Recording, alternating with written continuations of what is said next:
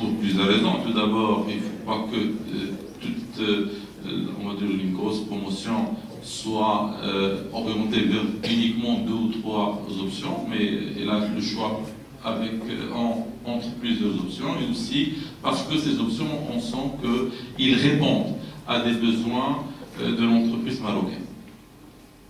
Bien entendu, c'est l'expérience et les années prochaines vont confirmer ou infirmer ce qu'on pense actuellement.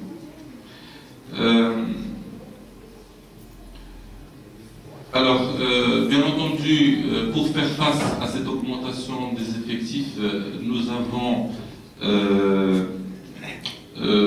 réussi à recruter 11 nouveaux professeurs cette année.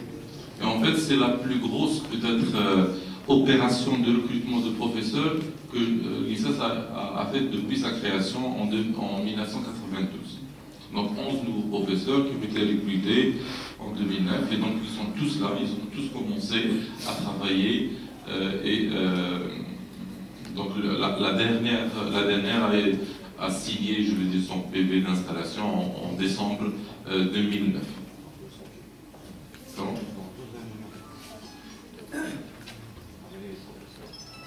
Donc, 2 ingénieurs, l'instruction me rappelle que parmi ces 11 professeurs, il y a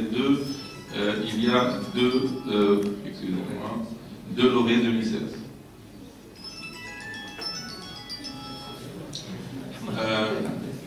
Alors aussi, peut-être vous avez visité les nouveaux locaux pédagogiques de l'INSEAD, qui sont à la sortie du Grand Puy à droite. Donc, c'est de nouvelles salles de travaux pratiques, 10 exactement, 2 nouveaux amphis. Chaque amphi peut accueillir 130 élèves ingénieurs et des salles de professeurs. Il y a aussi, on est en train de construire aussi 200 chambres, pas chambres, 200 chambres pour les étudiants. Donc, c'est une nouvelle extension de la résidence. Donc, en septembre 2011, on aura 600 places. Et puis, ce qui est prévu pour les 2 prochaines années aussi, c'est la construction d'une dernière tranche de la résidence pour 200 autres lits. Donc, on aura peut-être en 2013-14 800 places pour la résidence. Voilà, donc ça c'est aussi important, c'est des gros investissements. Tout ça c'est à peu près 100 millions de dirhams d'investissement en quelques années. Voilà un peu quelques informations concernant la formation. Alors, concernant la recherche, nous avons créé le centre des études doctorales dans Sursaut qui est le directeur.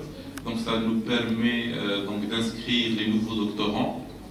Et comme vous le savez peut-être aussi,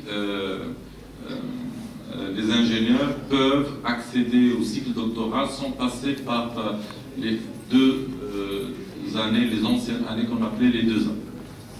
Et bien entendu, les ingénieurs peuvent accéder, mais le problème que nous avons et que vous avez, peut-être ceux qui souhaitent faire une thèse de doctorat, c'est comment faire une thèse de doctorat convenable tout en restant en faisant votre boulot, le boulot que vous faites. Sachant qu'une thèse de doctorat, ça nécessite beaucoup de temps et d'énergie. Voilà, donc c'est une équation que chacun doit trouver comment la solutionner s'il souhaite faire une thèse de doctorat.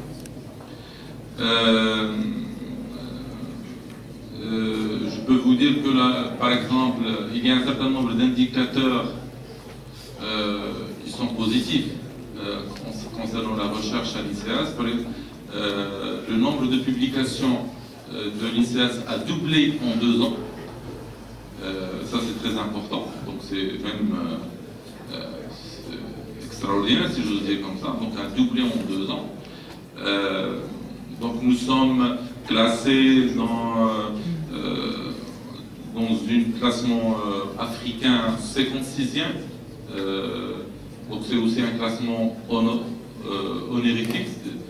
Donc bon, c'est des critères ou des critères de performance assez bons, mais bien entendu beaucoup de choses restent à faire pour que la recherche à l'INSERS soit de niveau important. La coopération, depuis les 2 ans, on a signé plusieurs conventions de coopération, essentiellement avec des écoles françaises, pour essentiellement permettre à nos ingénieurs, aux élèves ingénieurs de faire de la mobilité et de la double diplomation. Actuellement, nous avons 6 élèves ingénieurs à l'INSIMAC et à l'INSERB pour terminer leur 3e année. Et donc, on va continuer cette politique de mobilité des élèves ingénieurs de l'INSERB à l'étranger. Et ça nous permet aussi de comparer notre formation à ce qui se passe dans d'autres écoles d'ingénieurs prestigieuses. Et bien entendu, c'est une émulation pour nous. Le nombre de projets de recherche va augmentant. Nous avons à peu près 21. J'ai fait le compte hier, 21 projets de recherche, donc financés de façon diverse. Il y a les opérateurs, il y a le ministère, il y a l'université, il y a l'Union européenne, etc. Donc, et ça nous permet, bien entendu, donc de publier, ça nous permet d'avoir de nouveaux contacts au niveau international, et ça permet aussi à l'INSERB de se faire connaître, pas uniquement au niveau national, mais aussi au niveau international. Et on est sollicité, je peux vous le dire, presque chaque jour pour de nouveaux projets, etc. Et donc, rien que ce mois, si on a eu 5 ou 6 contacts pour de nouveaux projets. Et donc ça me fait plaisir.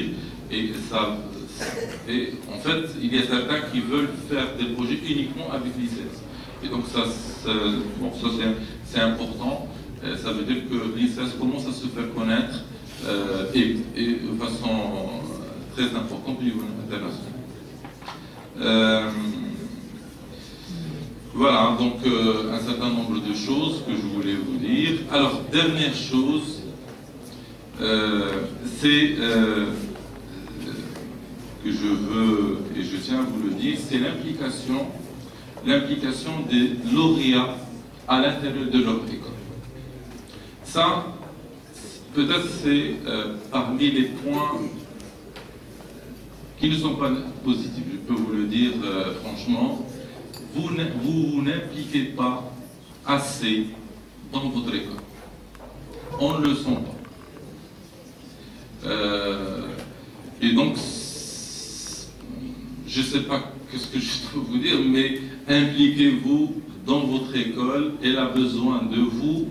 Les élèves ingénieurs qui sont en formation ont besoin de vous. Comme, rappelez-vous, vous étiez des élèves ingénieurs, vous avez besoin que quelqu'un vous aide pour chercher le PFE, pour chercher le stage, pour telle ou chose technique, etc. Donc maintenant, vous êtes des lauréats, vous avez des postes parfois importants. Donc, impliquez-vous, aidez. Lorsque je dis aidez-nous, en fait, c'est aider surtout les élèves ingénieurs qui sont en formation. Donc, impliquez-vous peut veut dire beaucoup de choses. Donc, ça, impliquer, ça peut dire des choses aussi concrètes que proposer un projet